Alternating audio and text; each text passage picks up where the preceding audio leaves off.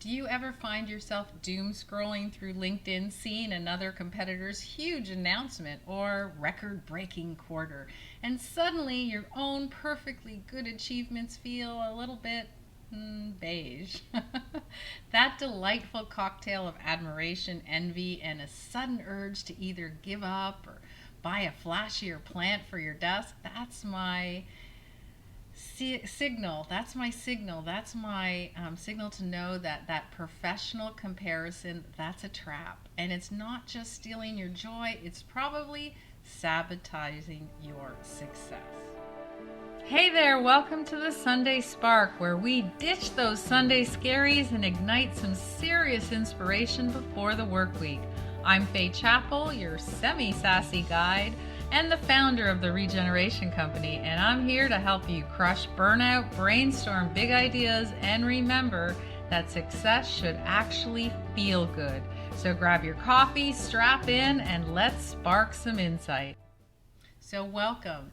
Welcome, high achievers. Welcome, any achievers, to Sunday Spark. I'm Faye Chappell, and I'm your reality check guide here.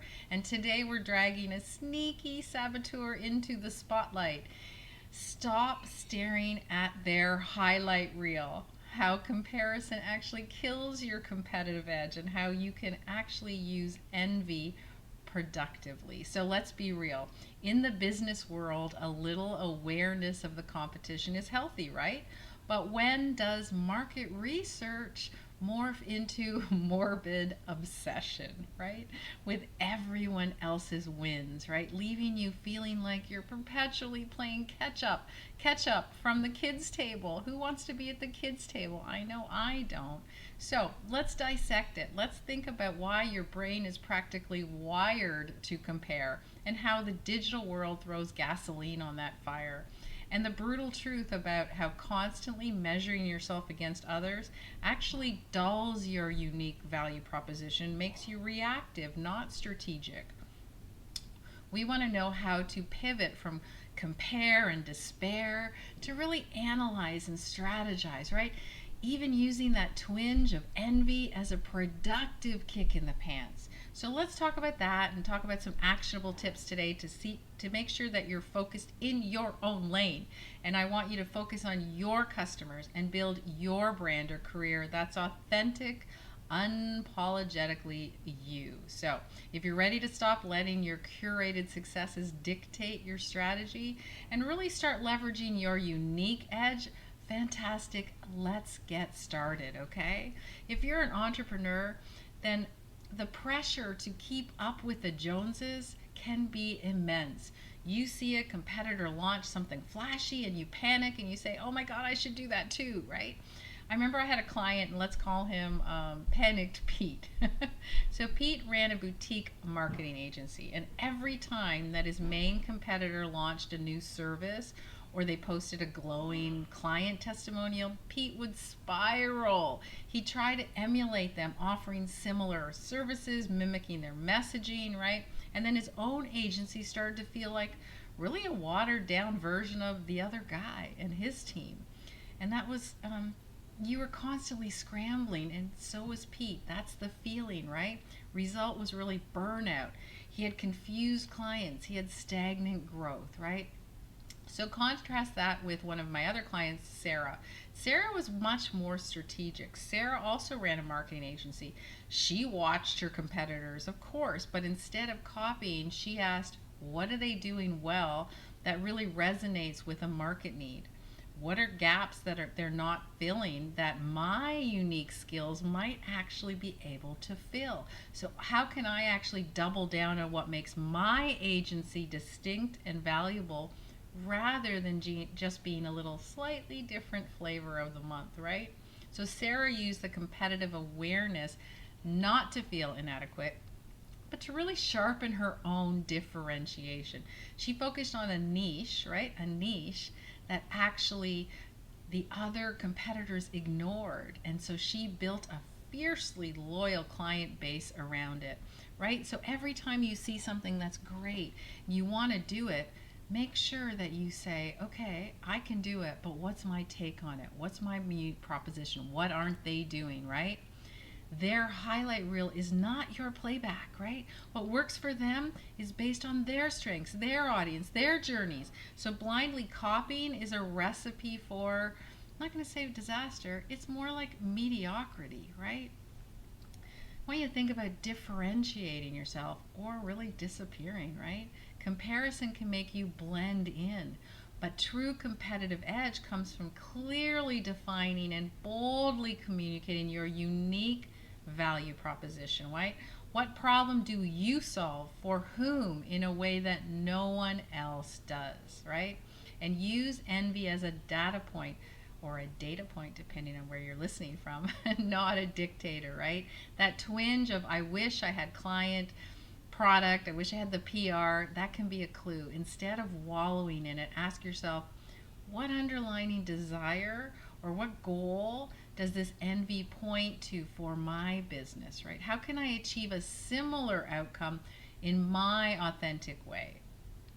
So, that's for my entrepreneur friends. What about my corporate insights for that, let's call it the internal hunger game versus the collective genius? So now, if you're climbing that corporate ladder, and a lot of you are, I know I used to, comparison doesn't just happen with external competitors, right? Because it's often really rife within your organization. Who got the promotion? Whose project is getting all the buzz? Who has the ear of the boss, right?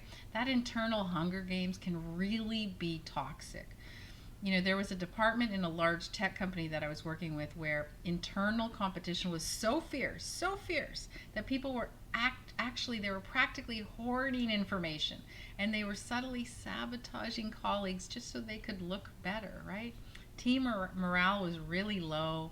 Innovation was literally non-existent because no one wanted to share a good idea, right? And the overall productivity on those collaborative projects suffered immensely, right? They were all so busy trying to outshine each other that the actual work, the collective work, failed. So, a new department came in, new department head, and she made a conscious effort to shift the focus. That's where we came in. That's why she hired me. So, with her, we decided to make sure that she would have shared goals and celebrate those in a collaborative point of view, right? So the emphasis was placed on really the team achievements, not the individual heroics. She had very clearly defined roles, and she understood the unique contributions. So she helped individuals understand their unique strengths and how they contributed to the team's success. So it reduced that need to clone somebody else's success, right? So each person was unique. And then there was cross-functional or show and tells. So she created platforms for people to share their work and their expertise in a supportive environment. And she wanted to really foster appreciation for the diverse skills rather than cutthroat comparison, right? Then the shift wasn't overnight, believe me, but gradually collaboration improved.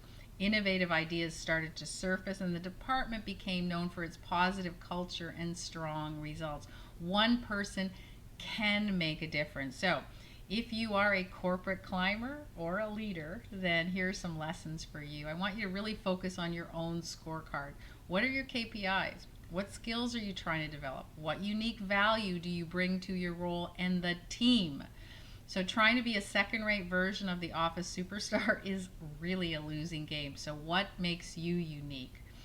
Champion collaboration over internal competition, right? So true A players, they make the whole team better. If you're a leader, foster an environment where diverse talents are celebrated and people feel safe to contribute their unique best, right? Learn from, don't just envy high performers. Instead of secretly seething at the colleague's success and saying, oh, they're just well liked, oh, there's something else going on. No, just observe. What skills, what habits, what approaches do they contribute to their achievements? And can you adapt any of those authentically to your own development? And then finally, let's look at a bit about personal development, right? Let's take a little bit of a deep dive. And we want to really think about staying in your own genius zone, right? Ultimately, whether you're an entrepreneur or you're a corporate warrior, sidestepping the comparison trap comes down to really robust personal development, right? That's really, really important. Your career is your journey, not a race against everyone else's perceived progress, right? Constantly looking over your shoulder doesn't make you anxious. It pulls you out of your genius zone, right? That sweet spot where your unique talents, your passions, your experiences, they intersect to create a really maximum impact. That's what we want to do. And we want to fortify your defenses, right? We want to fortify. So really understand, know your non-negotiables and your unique value. So I want you to get crystal clear on what you stand for, what your core strengths are, and what makes your contribution unique. And I want you to write it down. So whenever comparison creeps in, you can revisit this. And is what you're envying, is it really even aligned with your core values and your definition of success? Or is it just you think somebody's doing well, I should do the same, even if it doesn't really sit well with you? Because often it doesn't. And I want you to really curate your inputs. Be ruthless about what information you consume. So if a certain industry guru or competitor their feeds when you're looking at them always leave you feeling inadequate, then just mute them. Turn them off. Follow people who inspire authentic action in your direction, not just envy, okay? So here's your productive envy protocol. Here we go. Think about this. When envy strikes, and it will, I guarantee you it still does with me, don't just stew. Number one, acknowledge it and say, I'm okay. I feel envious of X, but I'm okay. Number two, analyze it. What specifically about X am I envying, right? The recognition, the skill, the freedom. What is it that I'm envying? Number three, action it for yourself. So think about, how can I work towards a version of that outcome that aligns with my goals and my strengths? What's one small step that I can take? Okay? So this is a really great tool. There's a couple of tools to really help your mindset. We do a lot of this in our Sunday morning club, but My Lane Anchor is one of them, and this is a super simple one. So whenever you feel yourself drifting into comparison, literally I want you to visualize a lane, like a swimming lane or a running track that is yours, and it's perfectly designed for you. I want you to take a deep breath, and if you can do 4-4-4-4 box breathing, this is awesome. And then I want you to mentally say to yourself, this is my lane, this is my pace, this is my race.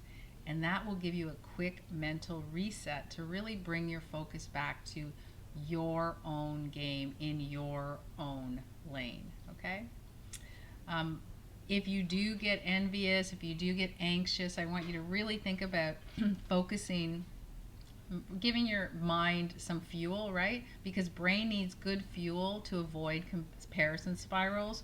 So again, focus fuel, trail mix, something that can make your brain feel good and make you continue to move in the right direction. So trail mix is great, handful of walnuts or almonds, dark chocolate, dried cranberries, anything you think, but a small handful can be a healthier way to really deal with a moment of stress than continuing to scroll. So remember, stop, take a breath, do some box breathing. Understand you're going to stay in your lane, give yourself some mental fuel, and then continue along, right? Oscar Wilde said, be yourself, everyone else is taken. That's a really great line, right? It is so simple, it's almost annoying, right? Especially when being yourself feels like you're, I don't know, bringing a kazoo to a symphony orchestra of, everyone else is a virtuoso and you're sitting there with your kazoo. But here's the unique thing. The world doesn't need another echo. It needs your unique voice, your specific brand of genius. Trying to be a cover band for someone else's success is exhausting, and let's be honest, the royalties really suck. So there's no point in trying to copy someone else. So you're armed with these insights. Let's make them useful. Your mission, should you choose to accept it this week, is to pick one of these actions I'm going to give you to move forward. So I'm going to give you 5, I think, and you can pick at least one. So number 1, define your UVP, right? Or revisit it. So spend 20 minutes this week articulating what makes you or your business uniquely valuable. Write it down, stick it where you can see it each and every day. Number 2, curate your feed challenge, right? Unfollow or mute 3 accounts that consistently trigger the compare and despair feeling, right? Replace them with 3 that genuinely inspire you or educate you. 3, I want you to practice my lane anchor. Catch yourself comparing to someone else. Stop, use that box breath and that my lane mantra, right? Make sure you understand that my lane, and I want you to notice that shift. 4, the productive envy protocol, right? So next time envy hits, I want you to run through it with the acknowledge, analyze, action model. We did this. So acknowledge it, analyze why you're envious, and then create an action to see where it fits in your path. And then number 5, share your strategy. What's one way you can keep your eyes on the prize? Share it. Share it with us on social, share it with friends, share it with colleagues, but share that you are looking at things differently, that you're using your competitive edge and you're not worried about what other people are doing, okay? Because this is an ongoing challenge for all of us, and it's really important that you see it.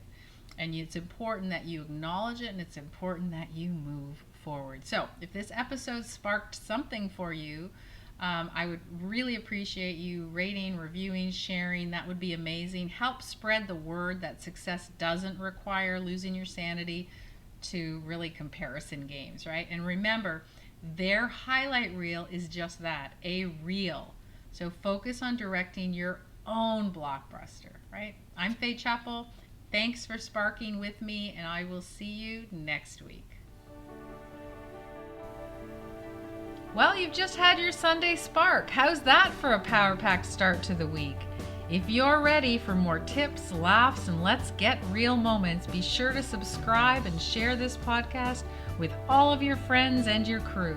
Got questions, insights, or just want to say hey? Well, head over to my website, fayechappell.com, or any of the social media feeds, and I will be with you there. Until next time, keep that spark alive, and remember, your best life doesn't just happen, you have to create it.